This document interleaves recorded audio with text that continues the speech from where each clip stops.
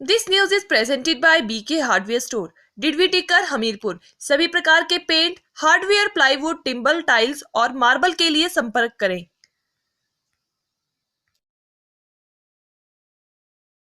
नमस्कार, जीवन उत्साह न्यूज़ पर आप सब लोगों का बहुत बहुत स्वागत है। और मैं आज आपको लेकर चल रहा हूँ हिमाचल प्रदेश सरकार जो मनरेगा में लोग कार्य करते हैं और मजदूरी का जो लोग कार्य करते हैं उनके लिए जो बहुत सारी योजनाएं चलाई हैं उनका आज जो कुछ इनाम देती है सरकार अलग अलग तरह, जैसे सोलर लाइट्स देती है और इस तरह की बहुत सारी योजनाएं देती है मज़दूरों के प्रति। तो आज उसको लेकर जो है वो गारली पंचायत के अंतर्गत हिमाचल प्रदेश के कामगार बोर्ड के जो अध्यक्ष हैं राकेश बबली जी, उनके माध्यम से आज इसकी सारी जो है वो वितरित किए गए हैं। तो इसको लेकर राकेश बबली जी ने किन किन योजनाओं के तहत, क्योंकि एक बड़ी जिम्मेवारी आती है कि अभी जो राकेश बबली जी कामगार बोर्ड के अध्यक्ष बने हैं उन्होंने बहुत सारी चीज़ों को ग्राउंड स्तर पर जाकर एक आम आदमी के लिए काम करने का प्रयास किया है। और हाल ही में अभी जो कैबिनेट की बैठक हुई है मुख्यमंत्री श्री जयराम ठाकुर जी की अध्यक्षता में, उसमें उन्होंने मज़दूरों के हितों के लिए बहुत सारी चीज़ों के लिए कार्य करने का प्रयास किया है।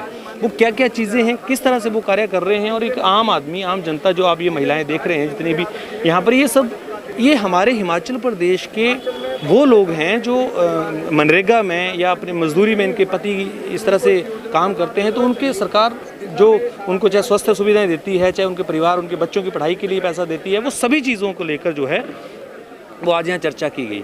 तो चलिए मैं आपकी बात कराता हूँ डॉक्टर राकेश बबली जी, जो हाल ही में कामगार बोर्ड के अध्यक्ष भी बने हैं और उसके साथ साथ में एक बहुत ही बेहतरीन व्यक्तित्व हैं जो कि लोगों के बीच में उन योजनाओं को लेकर जा रहे हैं। चाहे वो सोलन की बात हो, चाहे वो शिमला की बात हो, हिमाचल प्रदेश के सभी जिलों में उनके दौरे लगातार चल रहे हैं। यानी जब से वो कामगार बोर्ड के अध्यक्ष बने हैं तब से लेकर और अब तक वो एक दिन भी नहीं बैठे हैं, लगातार लोगों के बीच में इन योजनाओं को लेकर, सरकार की योजनाओं को पहुंचाने का कार्य कर रहे हैं। तो चलिए उनसे आपकी बात कराते हैं और जानते हैं उनसे कि क्या क्या योजनाएं सरकार जो है वो लोगों को, इन लोगों के लिए खासकर देने जा रही है। डॉक्टर राकेश बबली जी, और वो उनसे हम जानते हैं कि ये जो आज कार्यक्रम आपने किया है, हिमाचल प्रदेश के दौरे आप कर रहे हैं लगातार, और मज़दूरों के लिए खासकर, जो कोई भी सरकार हो, हर सरकार की एक योजना होती है और मज़दूरों के लिए सरकारें काम करना चाहती हैं।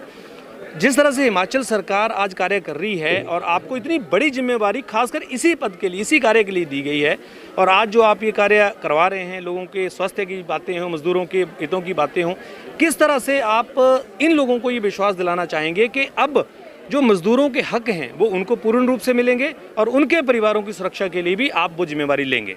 जी धन्यवाद। मैं सबसे पहले तो अध्यक्ष बनते ही मुख्यमंत्री से मिला था और हमने बात की थी कि बच्चों की शिक्षा, इसमें मैंने कहा था बहुत से गरीब मजदूर ऐसे रहते हैं जो अपने बच्चों को उच्च शिक्षा नहीं दे पाते हैं क्योंकि इतना कम उनका आर्थिक स्थिति इतनी अच्छी नहीं होती है। तो मैंने परसों कैबिनेट में, मैं तो पहले मिला था और कैबिनेट के लिए हमने रिकमेंड किए थे, और मैं धन्यवाद करना चाहूँगा माननीय मुख्यमंत्री जी का, हिमाचल प्रदेश की सारी कैबिनेट का, कि हमने जितने भी सुधार हेतु और बजट के बढ़ाने हेतु जो दिए थे उन सारे विषयों पर फैसला हो गया है। शिक्षा के लिए हमने कई गुना, जैसे जो पीएचडी छात्र कर रहे थे पहले उनको मात्र 24,000 रुपये की व्यवस्था थी, जिसको हमने अब सालाना 1,20,000 रुपये कर दिए छात्र के लिए। हमारे मजदूरों के बच्चे अच्छी शिक्षा लें, इस दिशा में प्रयास किया गया है। और बच्ची की शादी, बेटी की शादी के लिए भी जो बजट में पहले 35,000 था उसको सीधा 75,000 रुपये किया है। बहुत सा बजट बढ़ाया गया है। दूसरा, प्रदेश में माननीय जयराम ठाकुर जी ने भी कहा है कि जो लोग छूट गए, अभी तो हम सारा वितरण कर रहे हैं। पूरे हिमाचल का मेरा ये 8वें जिले का दौरा है। लगातार कार्यक्रम में चंबा में था, कांगड़ा में था, उससे पहले सोलन, ऊना, बिलासपुर, शिमला, सारा प्रवास करके हम, हिमाचल प्रदेश की सरकार गरीबों के लिए है, मजदूरों के लिए है, पिछड़े क्षेत्र के लोगों के लिए है, और हम ये सारे फैसले कर रहे हैं। बजट भी बढ़ाएंगे और जो लोग छूट गए हैं उनको भी इस योजना के अंदर जोड़ेंगे।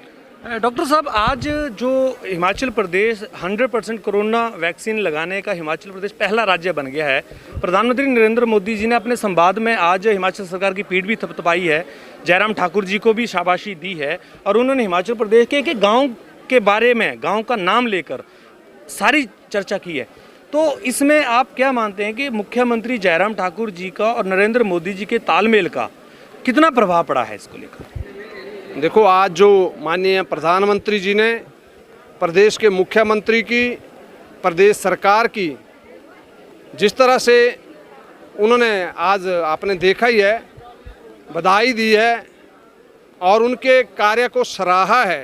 बेहतरीन काम मुख्यमंत्री कर रहे हैं और मुझे लगता है कि पहला ऐसा राज्य हमारा हिमाचल बना है और उन्होंने हिमाचल की जनता से भी कहा है कि सबसे कर्मठ मेहनत करने वाले लोग, और मुझे लगता है जो प्रधानमंत्री जी ने कहा है इसका लाभ हमको मिशन 2022 फिर से जयराम ठाकुर जी के नेतृत्व में हिमाचल में सरकार बने और हमारे जो काम विकास की यात्रा जिस गति से चली है वो और तेज हो। माननीय प्रधानमंत्री जी का पूरा आशीर्वाद हिमाचल की जनता के साथ है। हमेशा वो चिंता करते हैं विकास कार्यों रुके ना, उसके लिए बजट की व्यवस्था की भी बात करते हैं। तो मुझे लगता है आज जो माननीय प्रधानमंत्री जी ने जिस तरह से जयराम ठाकुर जी के कार्यों की प्रशंसा की है, वो बेहतरीन काम करने के लिए उनको आशीर्वाद दिया है, तो हमारे मिशन 2022 में वो सारे काम हमें सफलता और मिलेगी और हम फिर से सरकार बनाएंगे। जी सर। एक सवाल मेरा रहेगा, जिस तरीके से मनरेगा का जब मनरेगा बनाया गया था उसने गांव की जो स्थिति थी वो काफ़ी ज़्यादा बदली और काफ़ी ज़्यादा लोगों को गरीबी रेखा से ऊपर लाने में मनरेगा का बहुत अहम योगदान रहा है। और अब जिस तरीके से एक बाल्यकाल अवस्था से मनरेगा उभर कर एक अपनी एक पड़ाव पर पहुंचा है, तो उसमें आप किस तरीके से जितनी भी आपने योजनाएं आज गिनाई और जैसे कि आपने बच्चों की पढ़ाई के लिए भी PhD के लिए भी इसमें बात की कि उसका बजट बढ़ाया गया, तो आप किस तरीके से देखते हैं कि ये जो पीछे लोग बैठे हुए हैं जिनको आपने आज संबोधित भी किया, उनकी जिंदगी पर और उनके जीवन पर किस तरीके से ये असर डालेगा? बहुत बड़ा असर। मैं गांव-गांव में जाता हूं। मैं अभी चंबा के 3-4 गांव में जाके आया हूं, कांगड़ा के इंटीरियर्स गांव में जाके आया हूं। एक बड़ी चिंता उनकी ये रहती थी कि देखो मनरेगा से हम अपना पेट तो भर लेते हैं, लेकिन जो बच्चों को हम शिक्षा देना चाहते हैं, बड़ी लंबे समय से मेरे मन में भी बात थी और अभी चेयरमैन के नाते दायित्व मिला। मैंने पहला ही काम ये किया है कि इन गरीब परिवारों के बच्चों की शिक्षा को और बेहतर करेंगे। मुझे लगता है बड़ी उम्मीद सारे ऐसे लोगों की थी। हमारे लगभग 1.5 लाख से अधिक मनरेगा के और 2 लाख दूसरे पंजीकृत मजदूर हैं हमारे पास। ऐसे गरीबों के परिवार के बच्चों को उच्च शिक्षा बेहतरीन मिले, इस दिशा में मुझे लगता है हम सफल होंगे और एक बड़ी उम्मीद इस जनता की, इन मजदूरों की हमारे से थी। डॉक्टर साहब, मेरे सहयोगी ने जैसे भी एक बड़ा अच्छा सवाल आपसे पूछा है, मैं इस सवाल के बीच में एक और बात को आपके बीच में रखना चाहता हूँ। जो हर एक व्यक्ति जो मनरेगा में कार्य करता है या फिर सरकारों के लिए, पंचायतों के लिए एक बड़ा दायित्व और बड़ी जिम्मेदारी बन जाती है।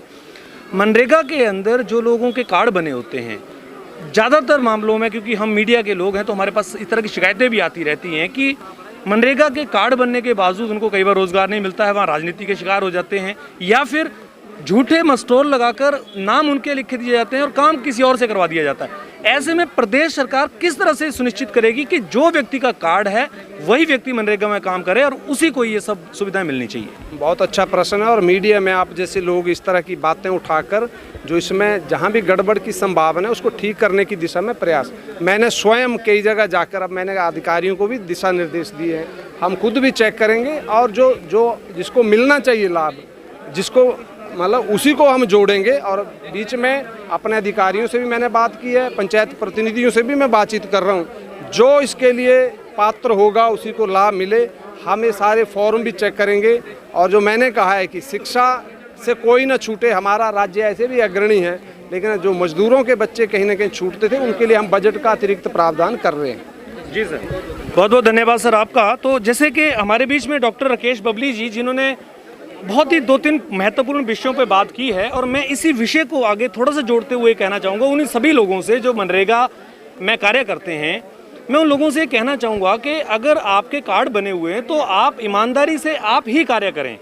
आप किसी दूसरे व्यक्ति के सहारे अपने अकाउंट्स में इस तरह का कोई कार्य ना करें, इस तरह का पैसा ना लें, क्योंकि वो कहते हैं ना कि ईमानदारी से कमाई हुई पूंजी ही जब आपके घर में आती है, आपके परिवार में आती है, तो वो बरकत भी देती है, वफा भी करती है। तो जीवन उत्साह न्यूज़ का ये हमेशा प्रयास रहा है कि आप सब लोग ईमानदारी से अपने कार्य को करें, समाज के लिए, जागरूकता के लिए आप कार्य करें। कहीं भी किसी तरह की कोई गड़बड़ी आपको लगती है या किसी तरह का कोई विषय लगता है तो आप हमसे भी संपर्क कर सकते हैं। जीवन उत्साह न्यूज़ के साथ आप इस तरह से बने रहिए। बहुत बहुत धन्यवाद आपका। हेलो दोस्तों, नमस्कार। मेरा नाम रमेश शर्मा है और मैं जीवन उत्साह न्यूज का मुख्य संपादक हूं। पिछले 2 वर्षों में हिमाचल के अलग अलग जिलों में काम करते हुए हम इस चैनल को आगे बढ़ा रहे हैं। अगर आपने हमें चैनल को सब्सक्राइब नहीं किया है तो आप प्लीज सब्सक्राइब कीजिए। मैं आपको विश्वास दिलाता हूं आप निराश नहीं होंगे। भले आप 1 महीना इस चैनल को फॉलो करके देखिए, आपको मिलेंगे यहाँ जागरूकता से जुड़ी हुई वीडियो और आपके परिवार, आपके समाज से जुड़े हुए वीडियो। सर्च कीजिए जीवन उत्साह न्यूज फेसबुक पे और यूट्यूब पे।